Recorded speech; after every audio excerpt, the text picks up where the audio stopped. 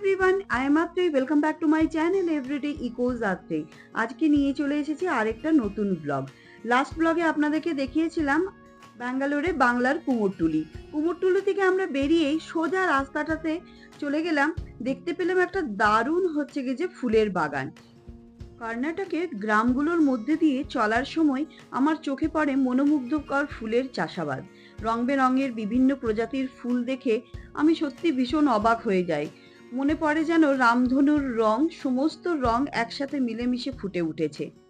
এই ফুলগুলোর মধ্যে ছিল গোলাপ, চন্দ্রমল্লিকা, গাঁদা, বেলি, সূর্যমুখী, জবা, আরো কত কিছু প্রজাতির। প্রত্যেকটি ফুল ছিল তার নিজের সৌন্দর্যে অনন্যা।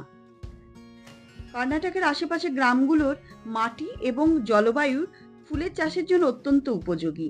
এখানে কৃষকরা অনেক যত্ন সহকারে ফুলের চাষ করেন। তারা ফুলের বাগানগুলোকে রোজ যত্ন নিয়ে এত পরিচর্যা করেন, সেটা ফুলগুলো দেখলেই বুঝতে পারা যায়। এর ফলে এখানকার ফুলগুলো এত সুন্দরও হয় আর অত্যন্ত সুগন্ধি, আর তার সাথে হচ্ছে কি যে মনোমুগ্ধকর একদম।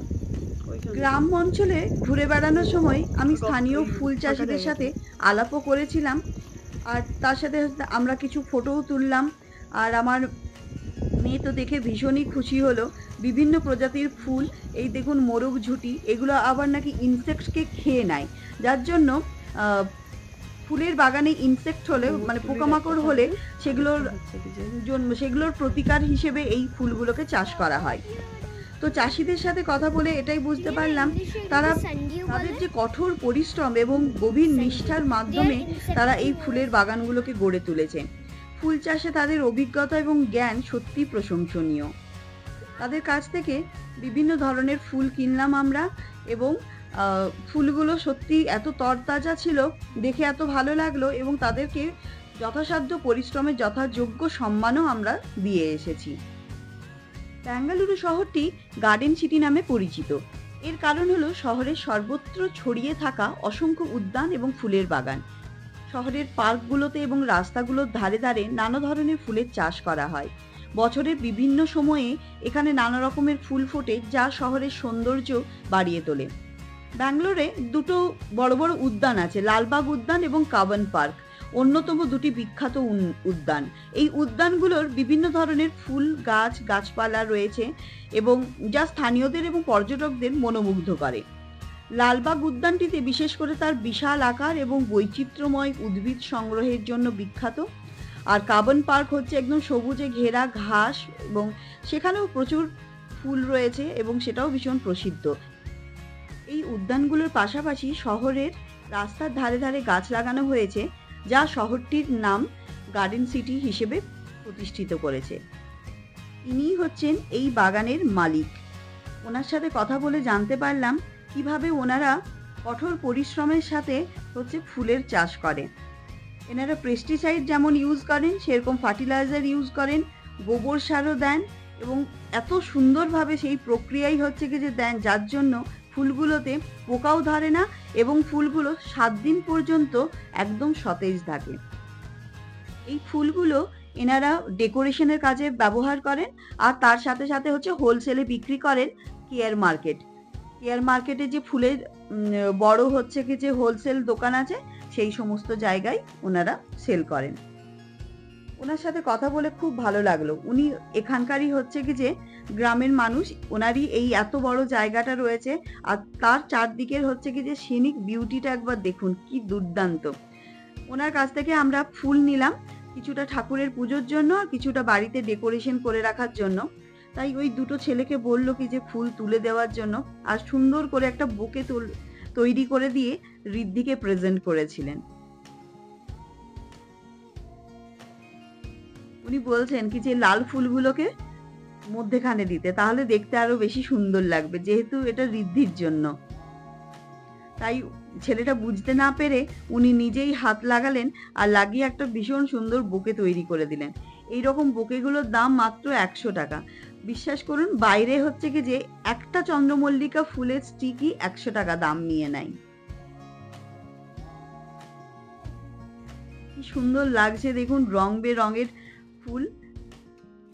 ওটাকে আবার একটা লাইলনের দড়ি দিয়ে বেঁধে দিলেন, যাতে হচ্ছে কি যে ফুলে পড়ে না যায়। আমার তো পেছন দিকের সিনিক বিউটিটা ভীষণ ভালো লেগেছে। এত সুন্দর পরিবেশ, একটুও পলিউশন নেই, কিছু নেই, খুব ভালো। এটা ওই শারজাপুরের থেকে ইলেকট্রনিক সিটি যেতে যে গ্রামগুলো পড়ে সেই গ্রামগুলোর ওপরেই হচ্ছে কি যে ফুলের বাগানটা রয়েছে।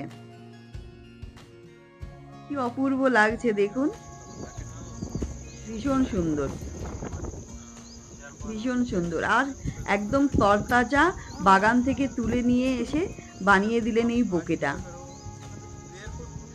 আর সেদিনের আকাশটা আর সন্ধেটা ছিল অসাধারণ। দেখুন, চলুন আপনাদেরকে দেখাই। এনারা এখানে এই যে জলের মধ্যে ফার্টিলাইজার, মেডিসিন সমস্ত কিছু মিক্স করে পাইপ থ্রু হচ্ছে কি যে গাছগুলোর গোড়ায় দেয়, যার ফলে গাছগুলো এত সুন্দর আর এত মানে হচ্ছে কি যে ফ্রেশ দেখায়। এটা ছিল গোলাপ বাগান। এই গোলাপ বাগানের গোলাপ সব তুলে নিয়ে কেয়ার মার্কেট চলে গেছে। এখানে আপনারা দেখতে পাবেন কালো কালো যে পাইপগুলো রয়েছে সেগুলোর মধ্যে হোল করা আছে, এবং ওই যে ফার্টিলাইজারটা তৈরি করে এই পাইপগুলোর হচ্ছে কি যে মধ্যে দিয়ে জল সরবরাহ করে। এনার সাথে কথা বলে খুব ভালো লাগলো। ইনি মানে এখানকার লোকাল মানুষ, আর অনেক কিছু ইনফরমেশন জানতেও পারলাম। ইনি আমাদেরকে ভালোবেসে দুটো হচ্ছে কি যে চন্দ্রমল্লিকার চারা গিফট করেছিলেন। এটার জন্য কিন্তু কোনো টাকা উনি নেননি, আর বললেন কিভাবে হচ্ছে লাগিয়ে দিতে হবে। আর পরের দিনকে হচ্ছে সকালবেলায় আমি লাগিয়ে দিয়েছি। এবার দেখা যাক কেমন ফুল হয়।